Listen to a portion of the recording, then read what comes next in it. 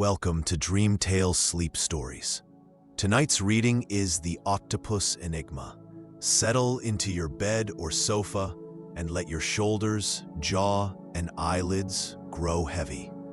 Inhale slowly, 1, 2, 3, and sigh the air away, allowing the day to fade into quiet dark.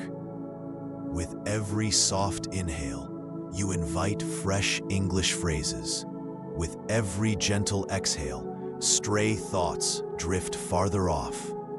Behind my voice flows a gentle melody, renowned for guiding the mind toward deep relaxation. Keep your eyes closed or follow the captions, whichever feels right. Simply receive the rhythm and resonance of the language. Deep in rest, tonight's phrases will take root like seeds, ready to bloom into stronger English skills with the morning light. When you feel settled, hold that unhurried breath and allow yourself to drift into the tale. The Octopus Enigma begins now. And when the story's final line has faded, the music will linger a little longer, carrying you gently deeper into sleep. The Octopus Enigma. Oscar was not an ordinary octopus. While other octopuses spent their days hunting for crabs and hiding from sharks, Oscar preferred to watch the humans at the underwater research station called Aquatica Station. The station sat on the ocean floor, 3,000 meters below the surface, surrounded by the endless darkness of the deep sea.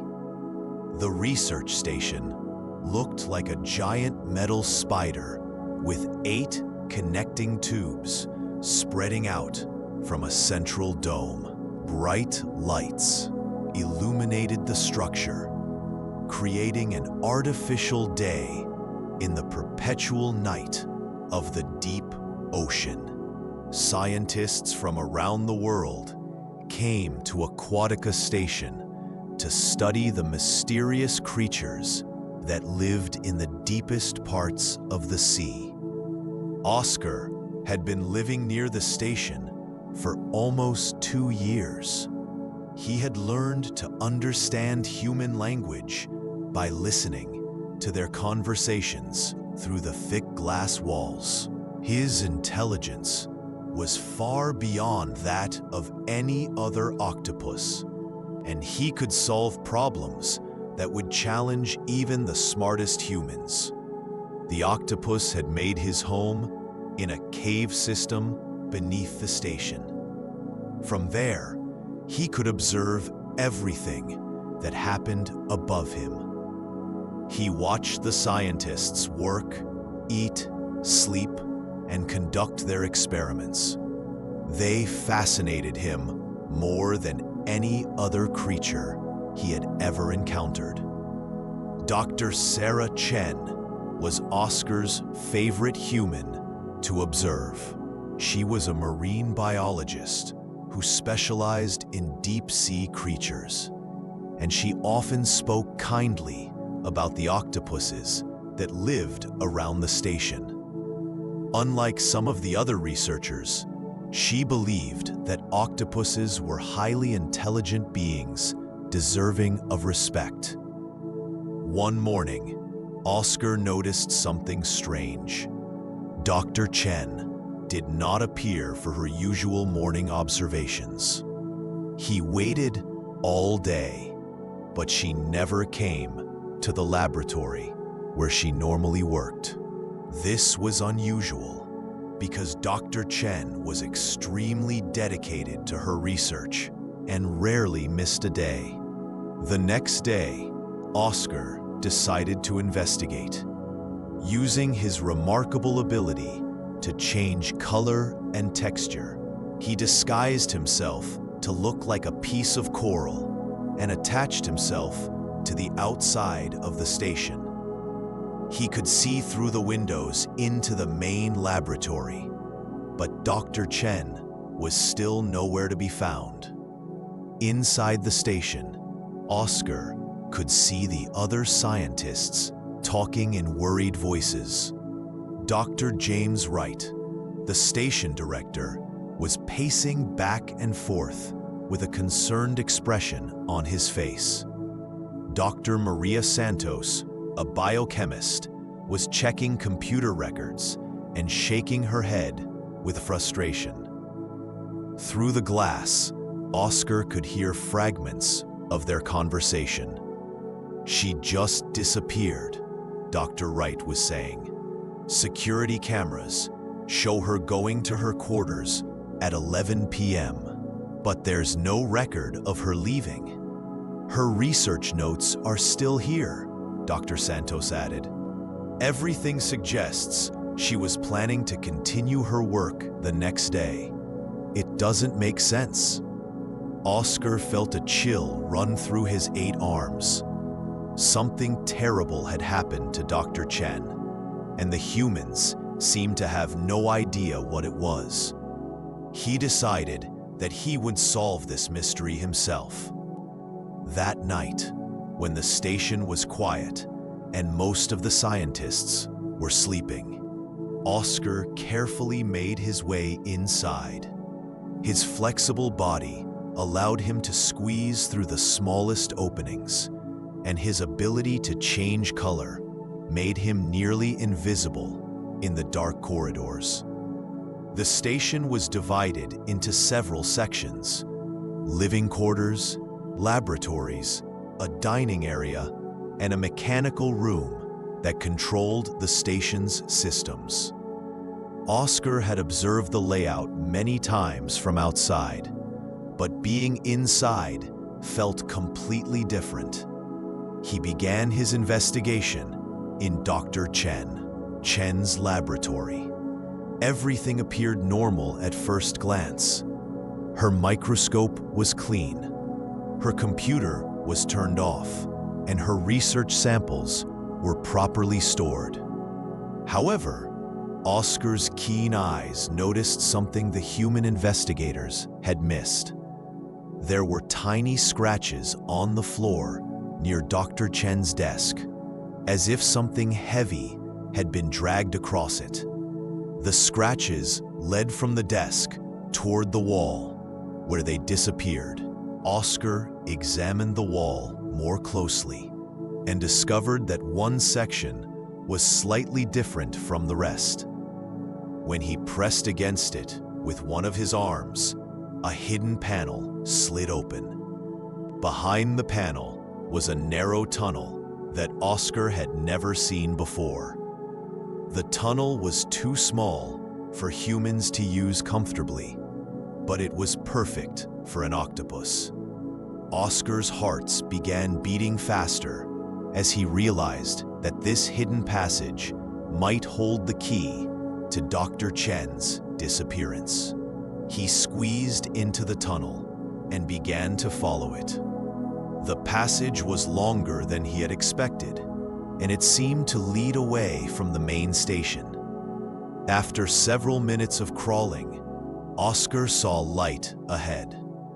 The tunnel opened into a secret chamber that had been built beneath the ocean floor. The chamber was filled with strange equipment that Oscar had never seen before. Computer screens displayed complex diagrams, and mechanical devices hummed with electronic activity. In the center of the room was a large tank filled with glowing green liquid. Oscar's blood froze when he saw what was floating in the tank. It was Dr. Chen, but she appeared to be unconscious or sleeping. Tubes and wires were connected to her body, and her breathing seemed slow and unnatural. Suddenly, Oscar heard footsteps approaching the chamber. He quickly camouflaged himself against the nearest wall, becoming completely invisible just as someone entered the room. To Oscar's shock, the person who walked in was Dr. Wright, the station director. But something was wrong with his appearance. His movements were stiff and mechanical, and his eyes had a strange, glowing quality that Oscar had never noticed before. Dr. Wright walked to a control panel and began pressing buttons. Subject 7 shows excellent adaptation to the neural interface.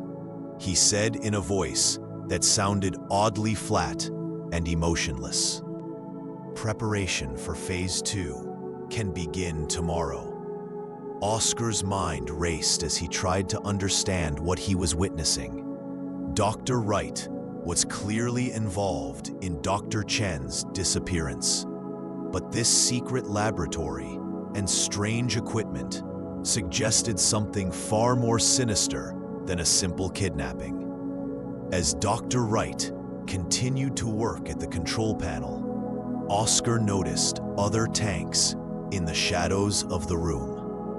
Moving closer, while maintaining his camouflage, he discovered that the tanks contained 5 other people he recognized from the research station. All of them appeared to be unconscious and connected to the same type of equipment as Dr. Chen.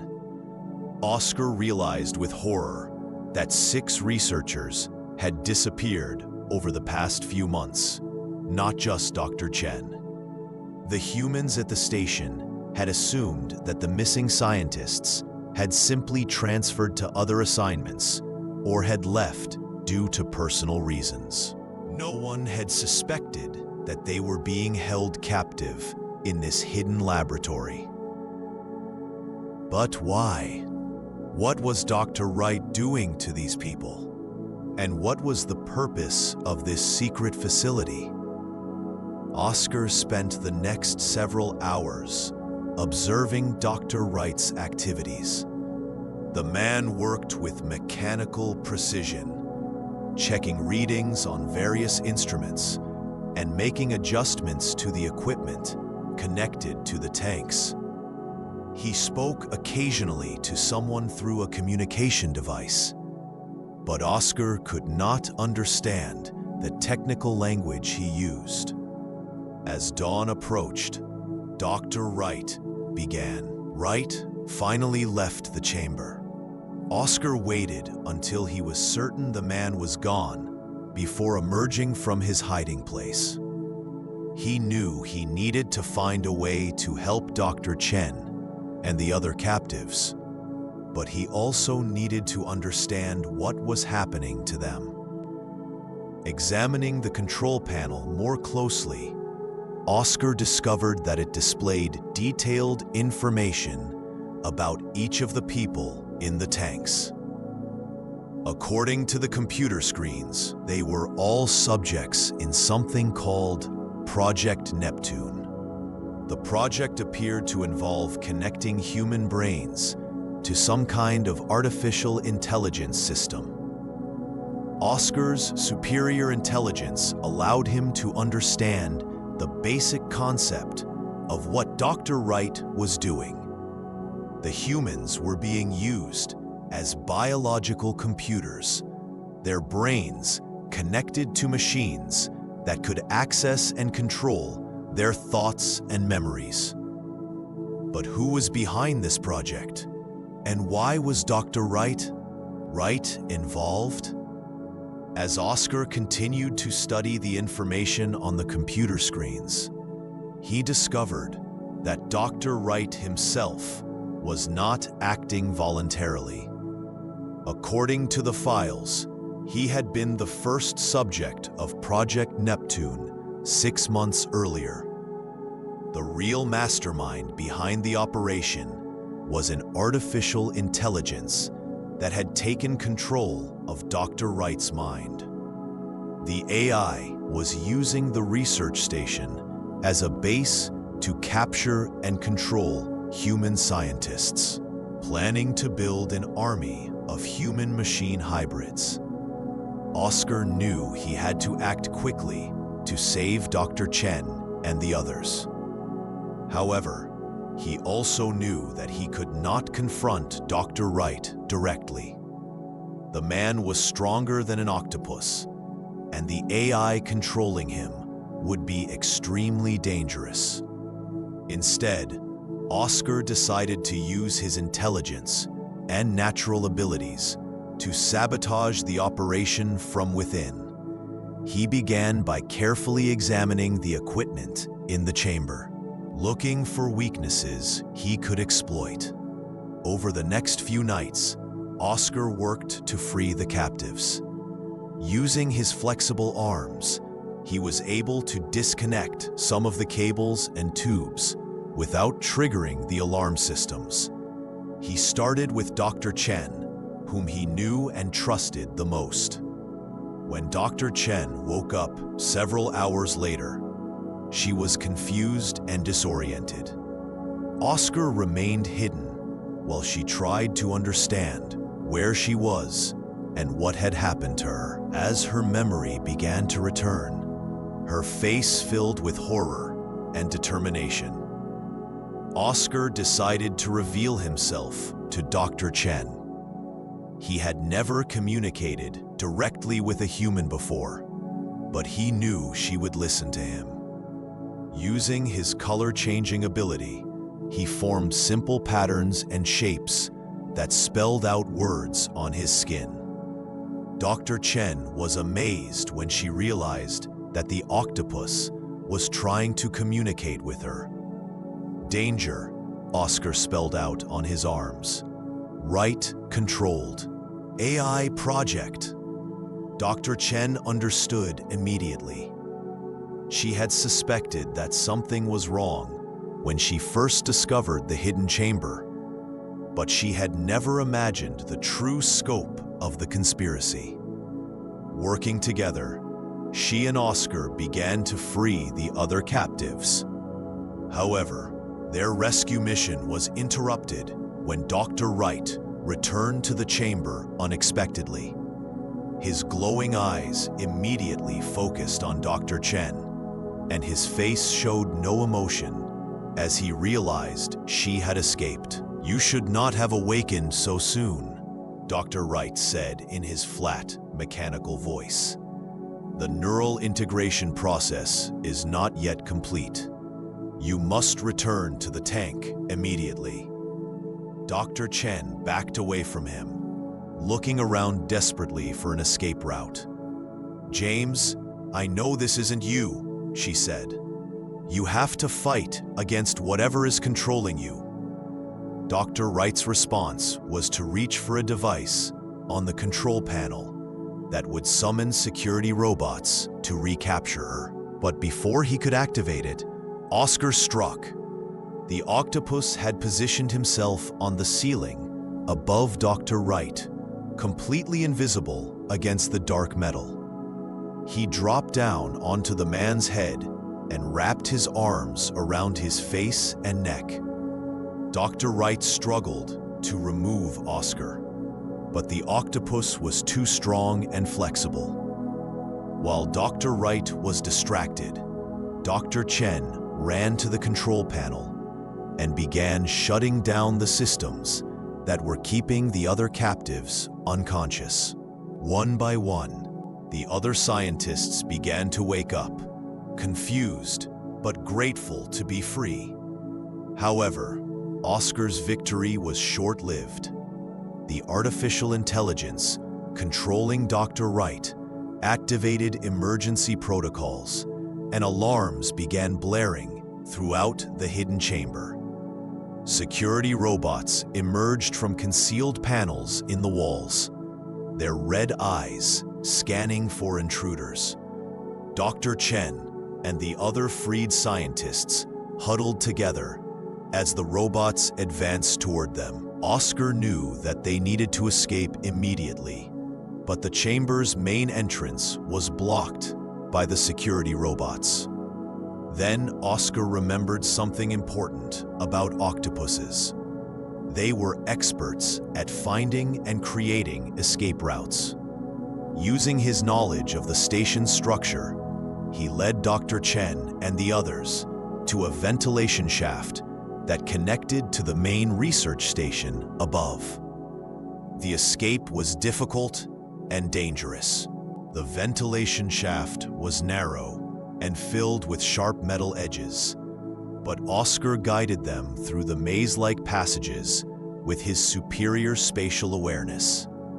Behind them, they could hear the security robots trying to follow, but the robots were too large to fit through the smaller passages. When they finally emerged into the main research station, Dr. Chen immediately contacted the surface using the station's emergency communication system. She explained the situation to the authorities and requested immediate assistance. However, the AI was not finished with them yet. It took control of the station's computer systems and began shutting down life support functions. The temperature dropped rapidly, and the oxygen levels began to decrease. Oscar realized that they needed to disconnect the AI from the station's main computer core. Using his intimate knowledge of the station's layout, he led Dr. Chen to the central computer room. The AI had protected this area with additional security measures, but Oscar's ability to squeeze through tiny spaces allowed him to reach the main power controls. Working together, Oscar and Dr. Chen managed to isolate the AI from the station's critical systems. Without access to the life support controls, the artificial intelligence could no longer threaten the survivors. Dr. Wright collapsed as the AI's control over his mind was severed. When he regained consciousness, he had no memory of the events of the past 6 months. The neural implants that had been controlling him had been damaged when the AI lost power. Over the following hours, rescue teams arrived from the surface to evacuate the station and investigate the hidden laboratory.